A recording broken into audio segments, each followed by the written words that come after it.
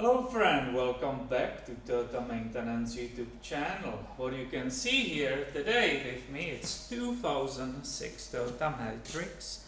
I'm performing many inspections on this car because it came to me for the first time. So let's go together in this video really quickly, check power steering fluid.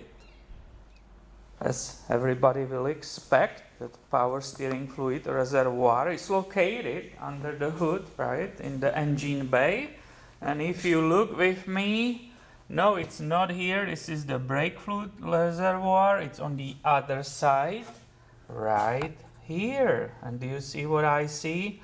Isn't that dirty? And that already kind of shows us that there will be some black residue inside, right? So I will grab this rag and I will open this power steering reservoir and get that dipstick out.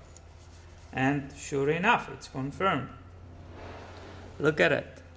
You see that black residue, that black stuff? That's basically contamination in the fluid, right? Look at it. I'm able to clean it and get it off.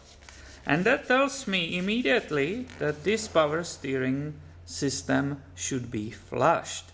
This is also the same residue which is on the walls of that container, right? So ideal, even the container should be cleaned from inside.